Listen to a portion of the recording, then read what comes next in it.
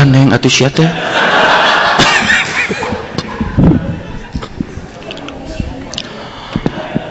Assalamualaikum warahmatullahi wabarakatuh. Alhamdulillahirabbil alamin.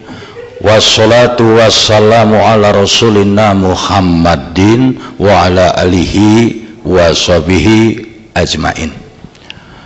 Ya ayyuhar rahimakumullah, qala Allah ta'ala fil Qur'anil Hakim, a'udzu billahi minasyaitonir rajim, wa ma khalaqtul jinna wal insa illa liya'budun. Qala Rasulullah sallallahu alaihi wasallam, innama bu'itstu liutamima makarimal akhlak amma ba'du. Hai. Naon jol hai. Olah aing we nu diharupna urang Jepang hungkul. Padulit teuing. Ibu-ibu, bapak-bapak, adik-adik, saudara-saudara seagama yang dimuliakan Allah. Hari ini saya diminta untuk memberikan ceramah rohani, bimbingan keagamaan. Dan maneh mah teu ngadarengikeun kabeh malotret atuh lieur ayeuna. Sebenarnya saya bukan ahli. Barangkali yang hadir di sini juga sudah mendengar bahwa saya itu bukan kiai. Saya cuman seniman, artis, pelawak, bintang film. Iya. Naon atuh baru aya penceramah pakai sweet. Nah dikiranya saya teu bisa.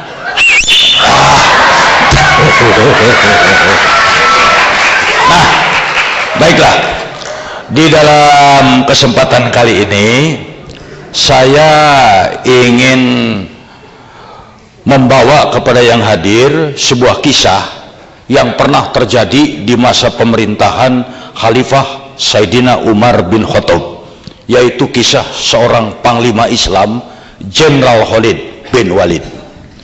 Jenderal Khalid bin Walid seorang jenderal yang ditakuti lawan dan dicintai kawan. Namanya harum kemana-mana. Kalau beliau datang ke suatu tempat disambut dengan meriah.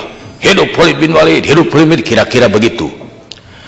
Once time, satu waktu, maaf pakai bahasa Inggris, maklum pendidikan Amerika. Satu waktu Jenderal Khalid sedang berada di garis depan medan peperangan. Tiba-tiba secara mendadak datang sebuah surat perintah dari Panglima tertinggi Sayyidina Umar bin Khattab. Isinya singkat. Dengan ini saya nyatakan Jenderal Khalid bin Walid dipecat. Segera menghadap.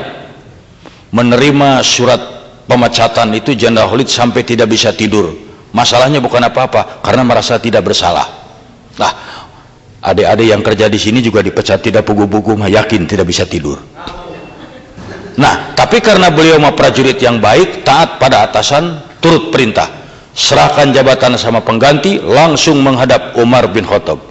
Assalamualaikum ya Amirul Mukminin. Waalaikumsalam. Please sit down. Silakan duduk.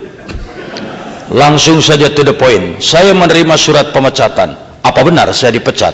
Umar bin Khattab menjawab, iya. Kalau soal dipecat, itu hak Anda atasan, saya bawahan. Tapi boleh saya tahu, apa kesalahan saya sampai dipecat? Umar bin Khattab menjawab, Anda tidak punya kesalahan. Tapi dipecat? Apa kurang baik saya jadi jenderal? Umar bin Khattab menjawab, di zaman ini Anda jenderal yang terbaik. Tapi dipecat? Iya. Kalau begitu jangan bikin saya penasaran. Boleh saya tanya, apa alasan Anda memecat saya? Dengan santai Umar bin Khattab menjelaskan, ya Khalid, Anda itu jenderal yang baik, panglima yang baik. Setiap hari saya dengar masyarakat, rakyat, prajurit selalu memuji-muji Anda. Tidak ada yang menjelekkan.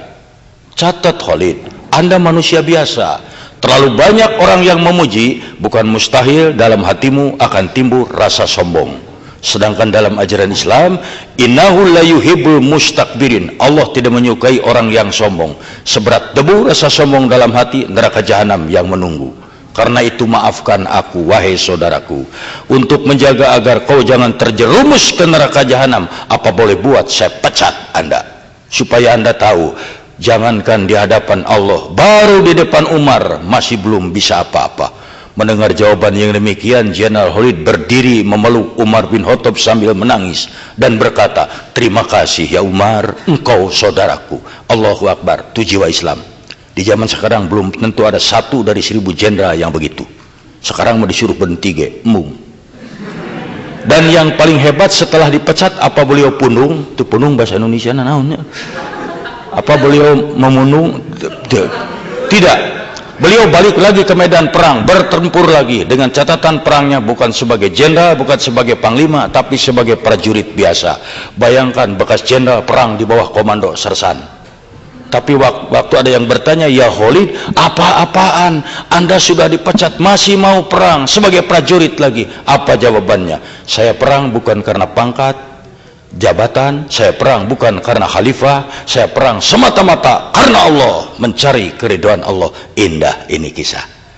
Nah adik-adik, coba kita ambil inti dari sikap Jenderal Khalid.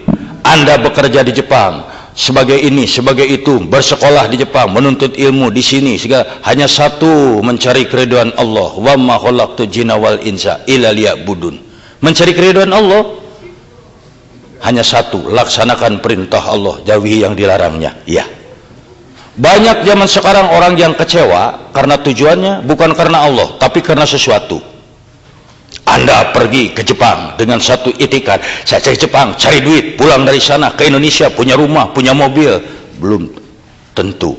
Saya datang ke Jepang, sulit cari kerja di sana, kita cari kerja di sini gajinya gede segala. Begitu berhadapan di sini, penghasilan tidak seperti yang diharapkan, capeknya melebihi, Anda akan kecewa. Karena apa? Salah tujuan. Seorang mahasiswa, dia kuliah karena apa? Ingin jadi sarjana. Setelah jadi sarjana, punya jabatan, punya kedudukan, rumah mewah, mobil indah, itu. Begitu lulus jadi sarjana, cari kerja pun sulit. Akhirnya apa? Dia kecewa karena salah tujuan. Coba kalau tujuannya karena Allah. Seorang mahasiswa, dia kuliah, ya Allah, begitu mau pergi, saya pergi ke kampus menuntut ilmu karena diperintahkan olehmu. Thalabul ilmi faridatun ala kulli muslim. Mencari ilmu wajib hukumnya bagi setiap muslim. Go, pergi kuliah. Mau jadi sarjana mau tidak, itu urusan nanti. Apa yang harus jadi sarjana itu sukses hidupnya hanya sarjana? Belum tentu. Lihat macan, lihat harimau, apa pendidikannya? SD juga tidak tamat, tapi dokter dihakan. Sob, saya berani ngadu harimau jeung insinyur, saya pegang maung. Nah, di sini mungkin juga Anda itu bekerja, mati saya ke Jepang, ternyata di sini kekecewaan yang didapat. Biarin aja, yang penting sekarang saya ke sini mencari keridhaan Allah. Cari keridhaan Allah. Satu. Tapi mencari keridhaan Allah tuh ya tidak gampang. Karena apa? Kadang-kadang we must choose one between two. Kita harus pilih satu di antara dua. Mana yang harus dipilih? Keridhaan Allah atau keridhaan bos? Keridhaan Allah atau keridhaan pacar? Keridhaan Allah atau keridhaan anak? Itu bukan main. Saya ambil contoh. Kalau Anda menjalankan ini karena Allah, akan lebih aman. Anda misalnya rajin bekerja karena apa? Bos keras, galak, disiplinnya kuat. Anda akan bekerja rajin sementara bos ada. Si bos ada rajin. Begitu, kemana si bos? Lagi bekerja, santai. Karena apa? Takutnya sama bos. Tapi kalau takut karena Allah, Anda dikerja di ruangan sendirian, tidak ada siapa-siapa, pengawas, kawan, bos tidak ada, kerja aja sendiri. Karena apa? Saya rajin bekerja karena Allah. Yuk,